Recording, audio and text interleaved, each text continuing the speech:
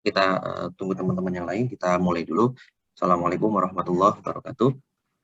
Waalaikumsalam warahmatullahi wabarakatuh. Alhamdulillahirrabbilalamin. Arsala rasulahu bil huda wa dinil haq liyudhhirahu 'ala dini kullih wa kafa billahi syahida.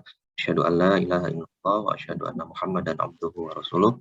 Allahumma shalli ala sayyidina Muhammad wa ala ali sayyidina Muhammad. Rabbi shrah li sadri wa yassir li amri wahlul 'uqdatam min lisani yafqahu qawli, amma ba'd. Teman-teman yang sangat saya banggakan, terima kasih atas kehadiran dan juga keikhlasannya ya untuk bisa mengikuti kuliah di pagi hari ini. Kita panjatkan puji dan syukur kehadirat Allah Subhanahu wa taala atas limpahan rahmat dan karunia-Nya. Kita masih diberikan kesehatan dan juga kesabaran dalam menghadapi keadaan seperti saat ini ya. Kita masih kuliah dengan cara daring karena pandemi dan upaya untuk memutus mata rantai penyebaran sambil pelan-pelan kita keluar dari pandemi ini.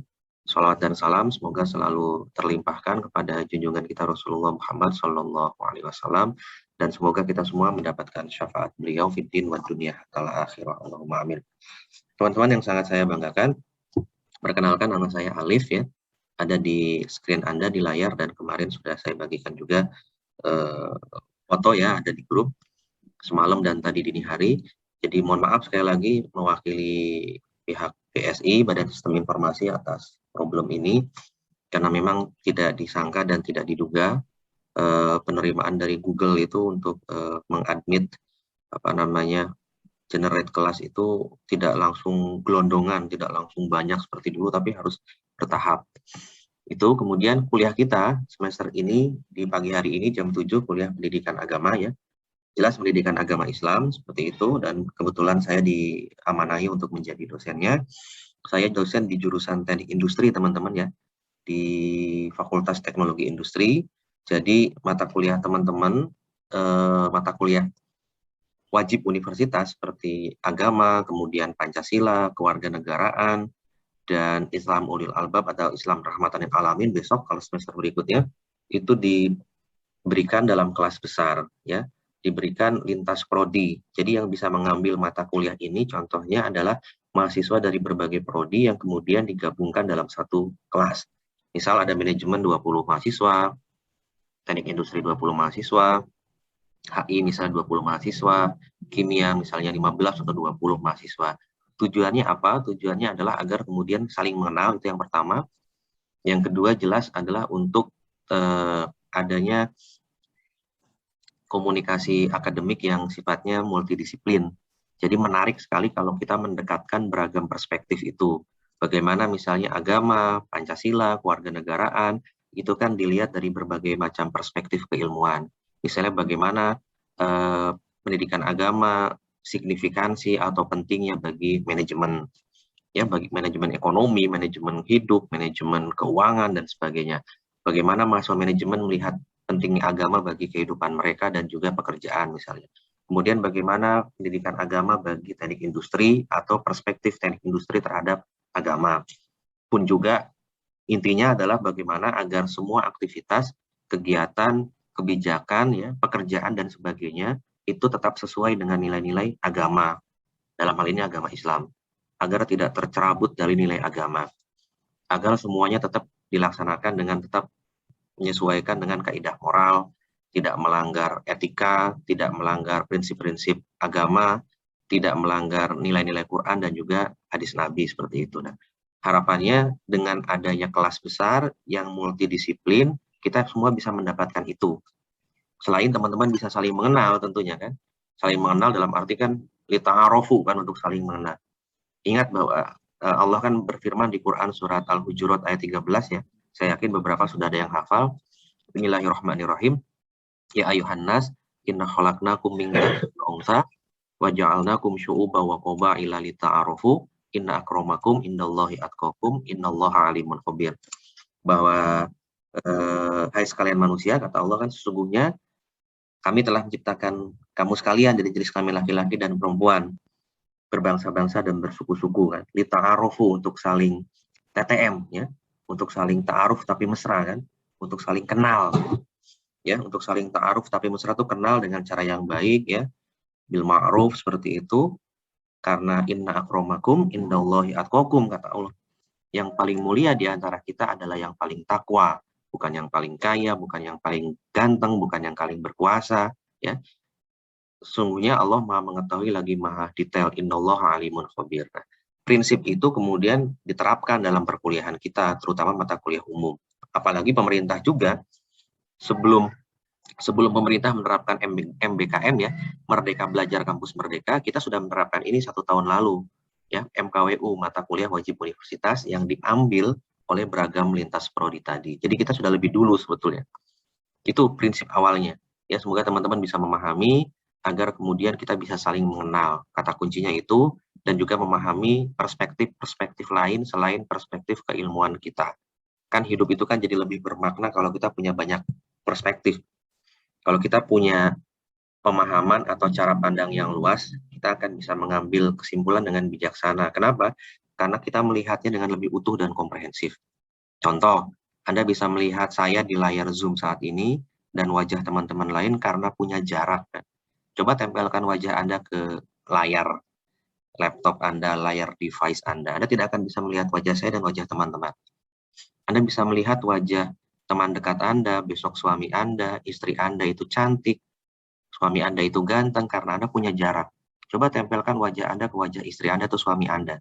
Anda tidak akan bisa melihat kan wajah suami Anda besok atau istri Anda ganteng atau cantik. Tapi ditempelkan saja ya, jangan diikuti dengan kegiatan lain karena akan ada hal-hal lain kalau terjadi seperti itu. Nah, saya ingin mengatakan punya jarak itu penting. Kenapa? Karena dengan kita punya jarak, sudut pandang kita akan lebih luas. Ketika sudut pandang kita lebih luas, kita akan melihat dengan lebih utuh dan komprehensif. Otomatis, kesimpulan kita lebih bijaksana. Contoh, Anda punya masalah dengan teman dekat Anda. Masalah ribut terus, gak pernah akur. Kemudian yang satu bilang, misalnya Mbak Nisrina, Pak Iza Mufid, Beb, kayaknya kita kok bermasalah terus. Kita kok gak akur-akur gitu kan. Udah kita break dulu. Apa itu break? Jaga jarak. 2 minggu lah kita nggak usah ketemu, nggak usah kontak-kontakan dulu. Ternyata dalam waktu 2 minggu Nisrina dan teman dekatnya, oh iya ya, ternyata masalahnya cuma sepele. Ya. Karena ketika kita punya jarak, kita punya waktu buat berefleksi dan melihat dengan lebih utuh. Betul kan?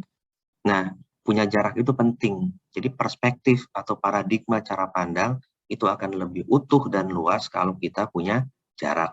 Otomatis kesimpulan kita akan lebih bijaksana. Nah, tujuan menempatkan berbagai macam lintas prodi ini di dalam satu mata kuliah, itu salah satunya adalah agar kita bisa saling punya jarak sambil kemudian mengkomunikasikan perbedaan itu dan makin memperkaya hasanah perspektif atau paradigma kita. Di standing point itu, di titik bijak itu, teman-teman sama-sama paham ya? Ya, kenapa kita digabungkan begini ya?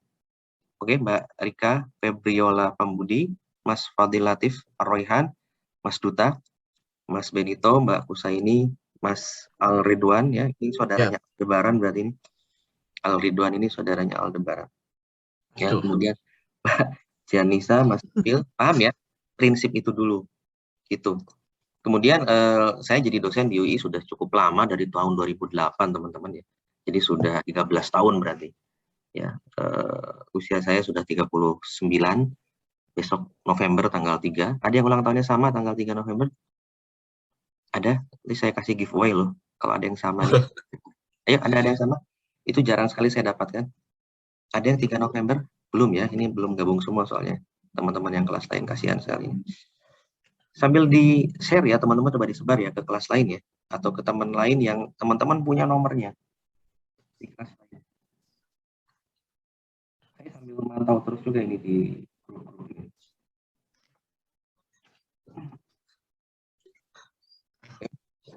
Ada pertanyaan dulu, kita titik tekannya di situ dulu ya.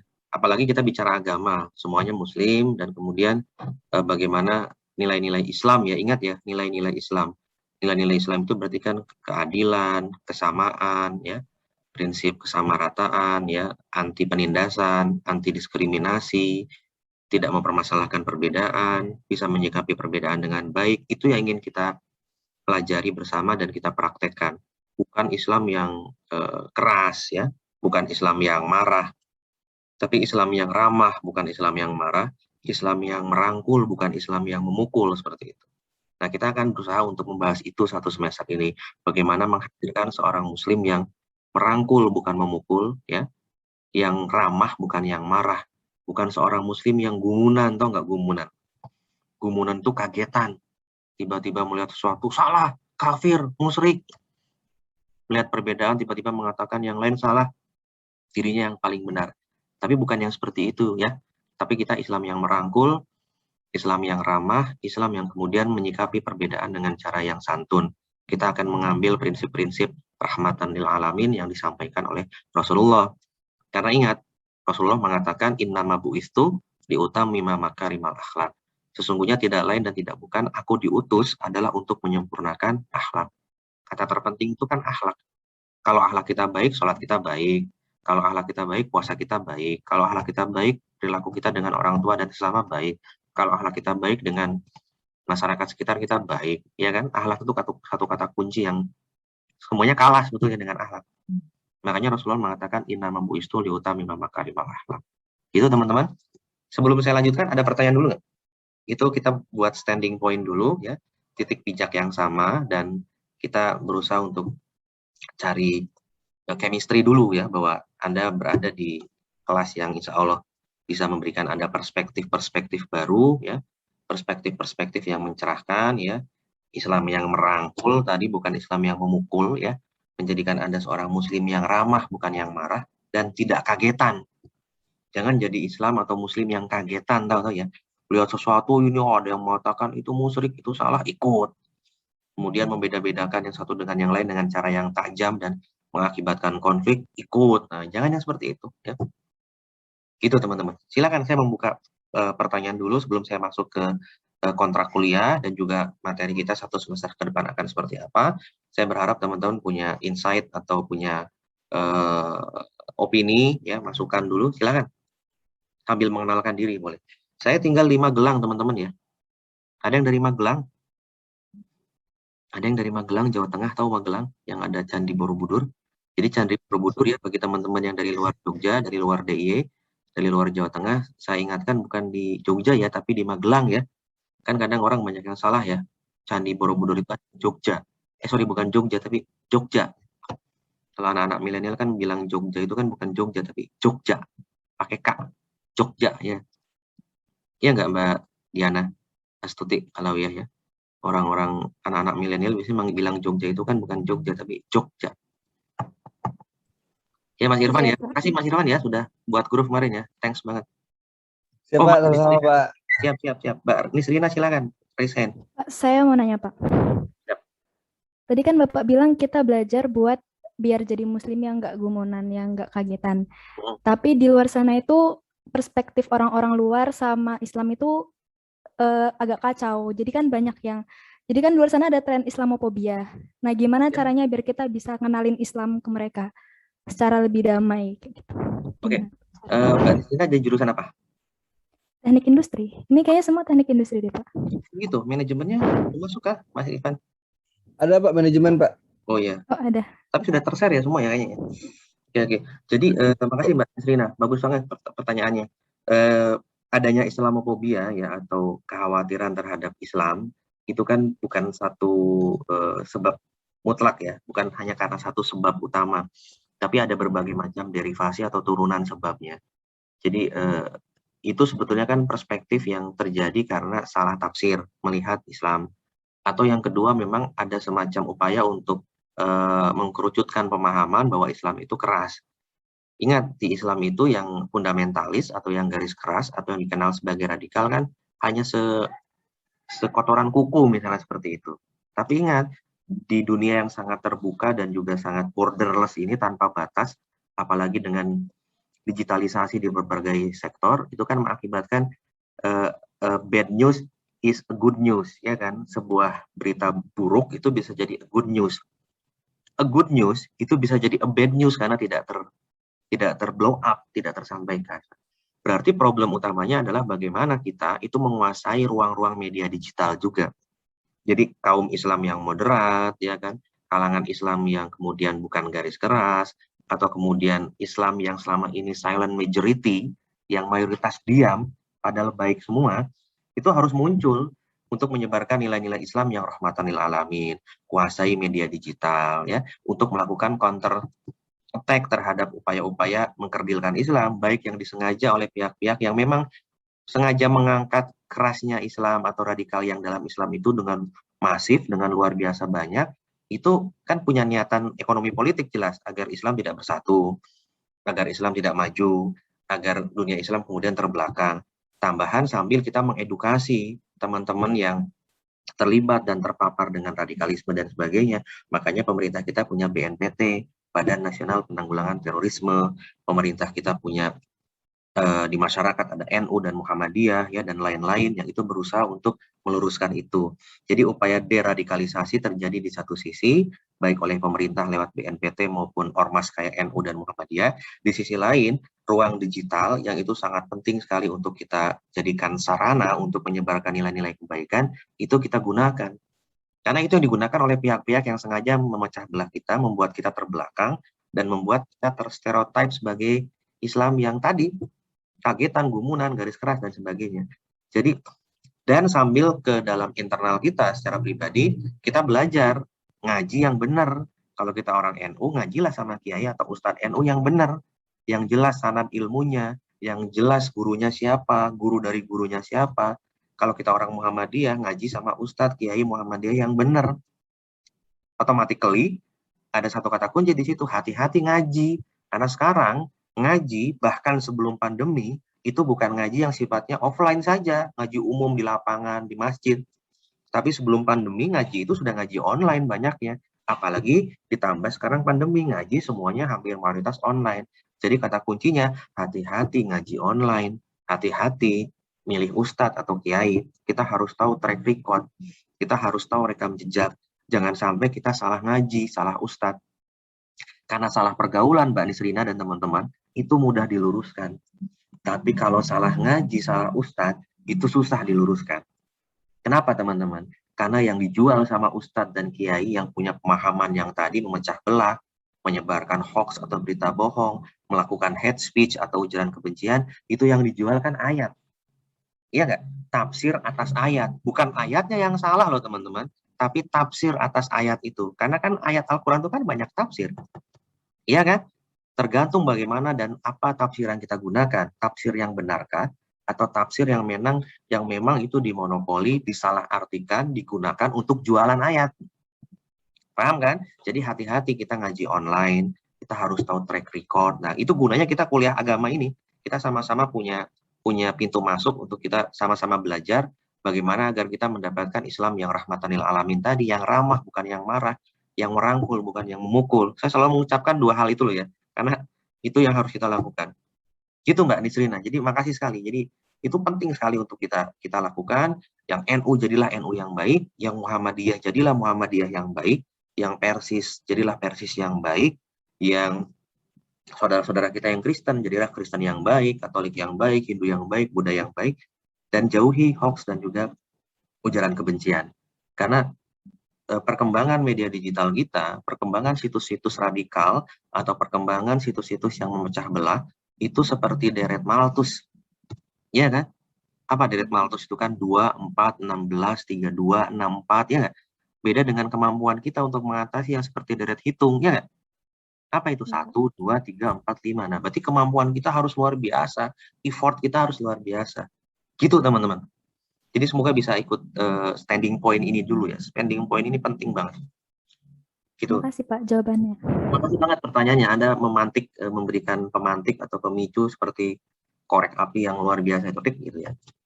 Nah, itu Mbak Sabrina, Mas Agus Faisal ya, Mas Rafi'i Syahanan Ardian, Mas Iqbal Hardiansyah dan teman-teman yang lain. Ada lagi sebelum saya lanjutkan? Mbak Aninda Sagita, Mbak Laura Septisia. Mbak Laura dari manajemen ya? Iya, Pak. Kemarin Iya. yang nanya saya? Iya. Oh iya. Ingat saya. Lahirnya bulan September nih, ulang tahun kayaknya September nih. Tanggal berapa Mbak kemarin ulang tahun? Tanggal 12, Pak. Nah, selamat ulang tahun Mbak Laura. Ulang tahun teman-teman. Makasih, Pak. Ketahuan tuh Septisia. Ya siap-siap diingat-ingat, yang lain diingat-ingat ya. Karena kita hidup itu lita'arofu untuk saling mengenal ya kan. Ya, boleh ini ajang Zoom ini dicari dan digunakan untuk Anda mencari pendamping hidup kelak ya, dengan cara Anda masing-masing, tapi dengan cara yang ma'ruf ya, dengan cara yang baik ya.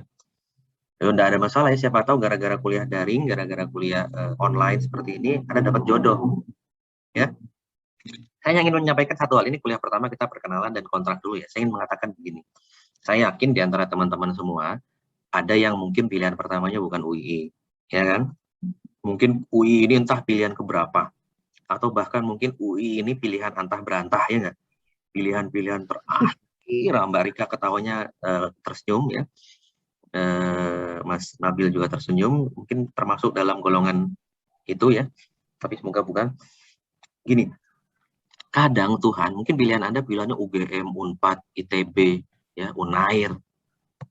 Kadang ya Tuhan itu kan Allah ya, seolah-olah mungkin membuat Anda tersesat. Mungkin Anda saat ini merasa sedang tersesat. Tapi jangan-jangan di tengah ketersesatan Anda ini sekarang sedang berada di jalan yang benar.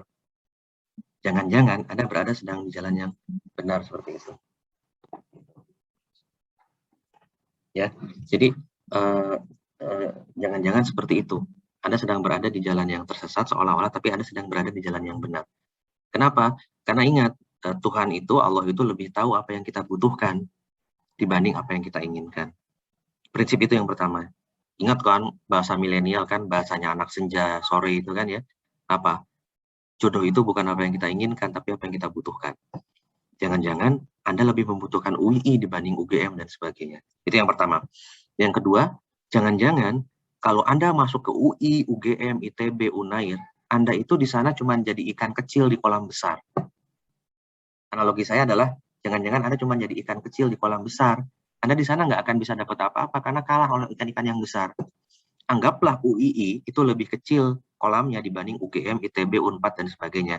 Dengan masuk di UII, Tuhan itu, Allah itu menjadikan Anda ikan besar di kolam kecil. Jangan-jangan dengan Anda masuk UII, Anda bisa ikut conference kemana-mana, Anda bisa dapatkan beasiswa dengan lebih mudah, bahkan sangat mungkin jangan-jangan Anda mendapatkan jodoh di UII.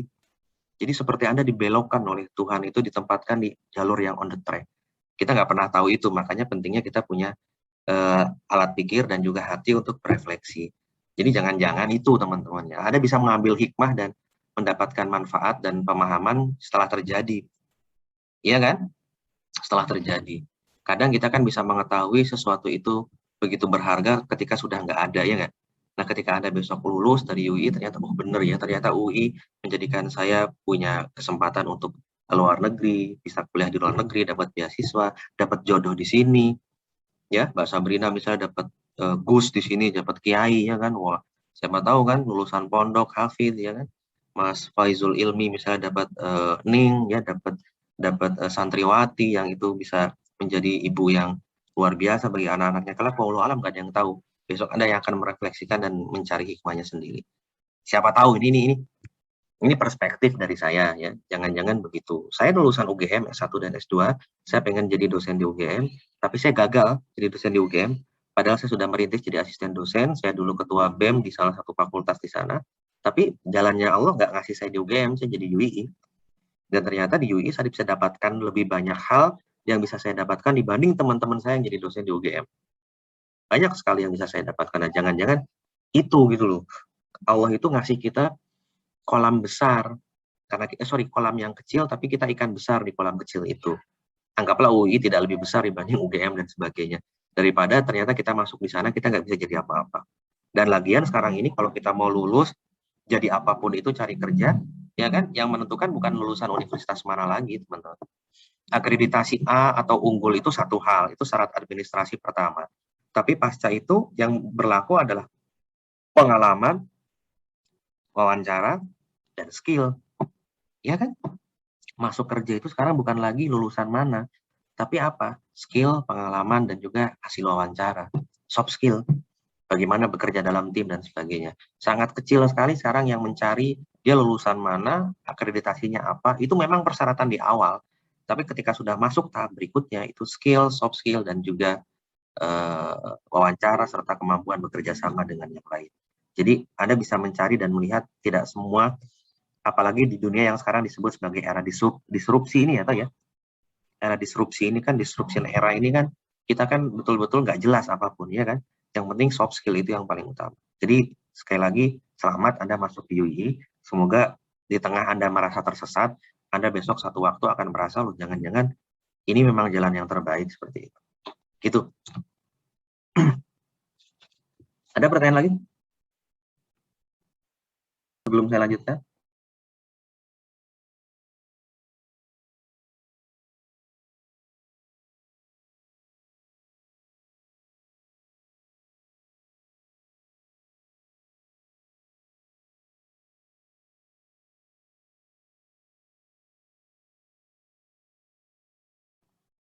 Tidak ada pertanyaan dulu? Oke, kalau nggak ada, kita coba mulai ya. Apa namanya? Saya izin share screen ke teman-teman. Bentar ya.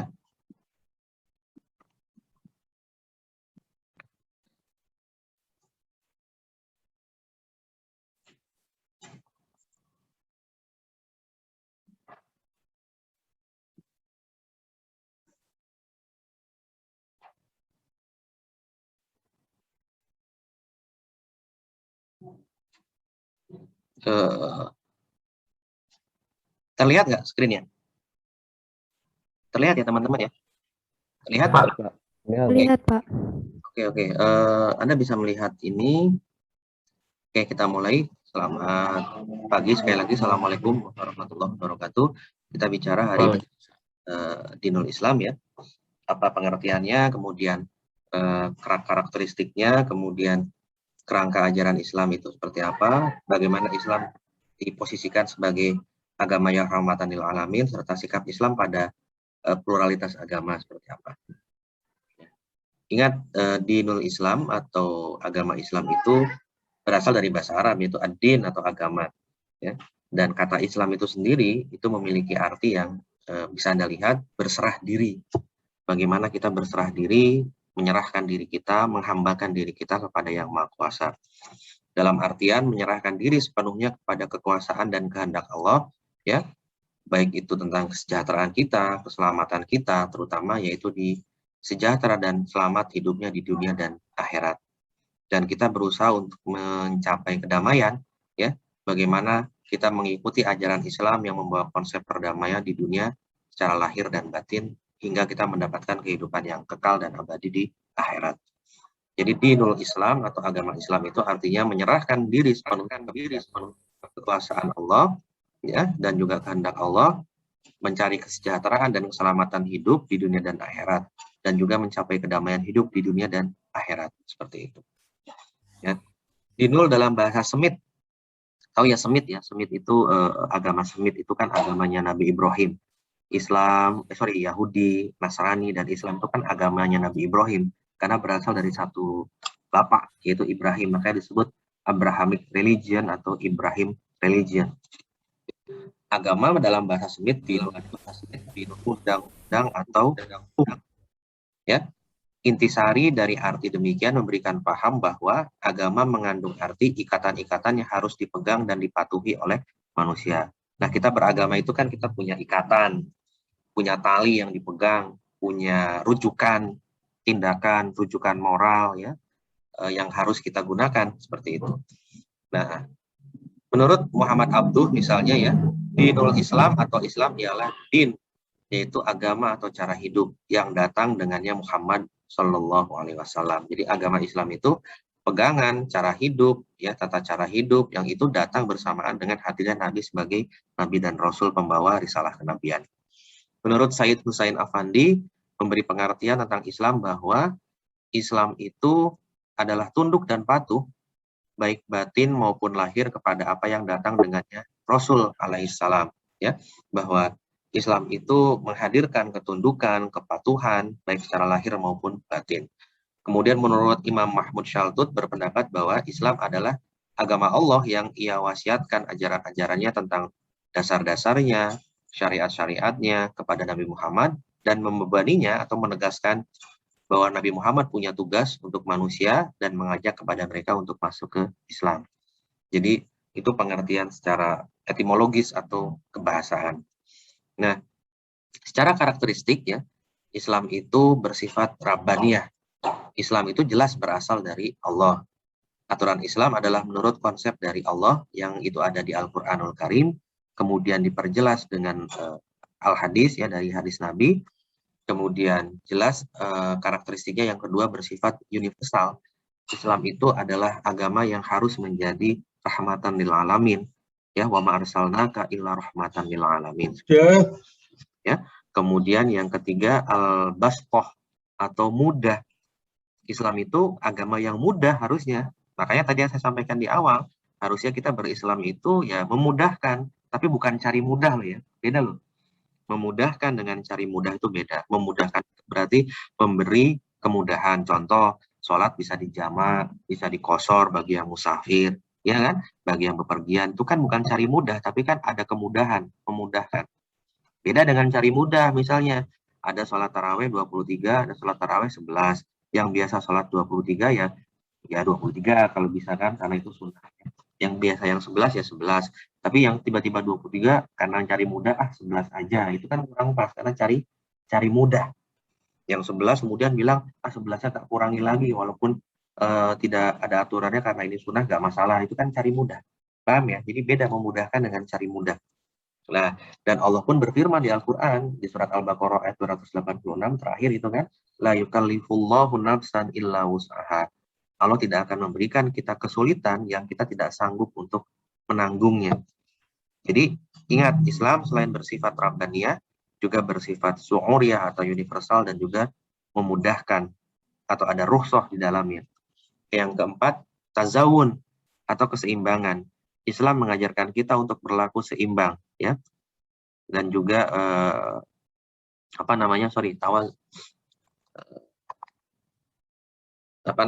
mencari keseimbangan ya. Wabtaghi fima ataqallahu ad-darul akhirata wa la tansa nasibaka minad dunya, seperti itu. Dan Islam juga itu agama yang adil ya, memberikan keadilan ya, anti diskriminasi seperti itu. Makanya kemudian antara laki-laki dan perempuan ya, seperti itu. Kemudian kerangka ajaran Islam ada apa saja teman-teman? Kerangkanya adalah akidah. Akidah itu ikatan kita agar kita bisa kuat dan kokoh. Syariah itu norma-norma atau ajaran, tata cara beribadah dan sebagainya, serta akhlak atau perbuatan. Akidah kita akan bagus kalau akhlak kita baik. Kuncinya selalu di akhlak sebetulnya.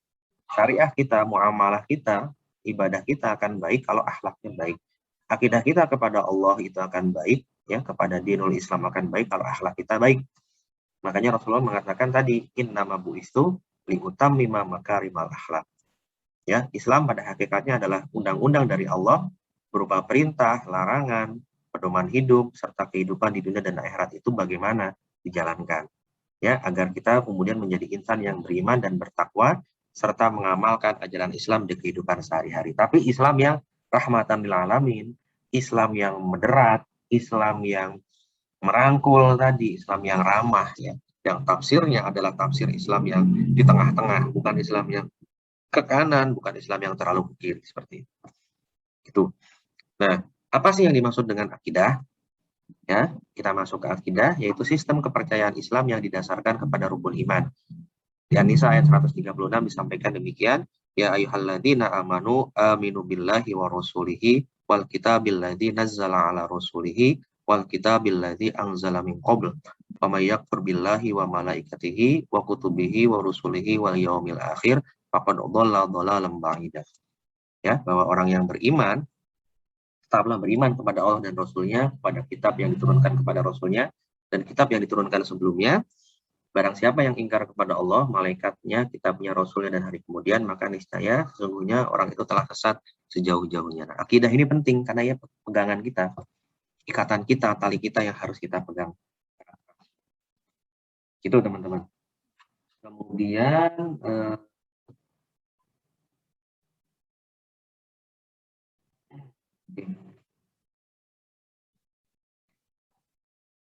bagaimana agar kepercayaan Islam kita menjadi kuat? Kita harus meyakini bahwa Islam adalah agama yang terakhir, ya, penyempurna terhadap agama-agama sebelumnya. Inna dina indallahil Islam. Sesungguhnya agama yang paling mulia, yang paling baik di sisi Allah hanyalah Islam. Dan meyakini bahwa Islam tadi adalah agama yang universal, penutup agama-agama yang lain, dan Islam adalah agama yang kemudian dibawa oleh Rasulullah SAW sebagai penutup para nabi dan rasul, agar kita kemudian tertanam dalam hati kita keislaman kita dengan kuat. Ya, kemudian yang kedua syariah. Syariah itu adalah penciptaan hukum atau kaidah tata cara hidup, ya, berisi peraturan dan undang-undang Allah yang harus dilakukan oleh manusia, perintahnya dan dijauhi larangan-larangannya.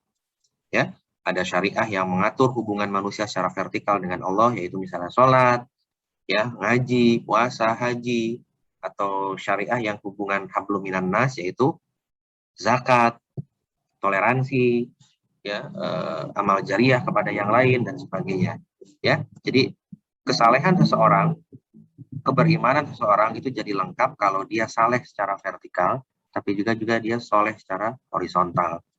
Kalau orang hanya soleh secara vertikal ke atas, tapi tidak soleh secara horizontal, dia tidak dikatakan sebagai orang yang baik. Karena apa? Sholat itu kan inna sholata tanha anil fahsya'i wal munkar. Sholat itu harus menghindarkan kita dari perbuatan keji dan mungkar. Sholatnya baik, otomatis kehidupan sosialnya juga baik. Jadi nggak satu-satu, nggak hanya sebagian. Nah, ini yang paling penting, akhlak. Semua itu bisa baik kalau kita punya akhlak yang baik. Ya, bagaimana kita berzikir kepada Allah, bertawakal seperti apa, berdoa bagaimana, dan memohon itu seperti apa. Akhlak kepada manusia, bagaimana kita berelasi, bagaimana kita bersilaturahmi, bagaimana kita memperlakukan yang lain.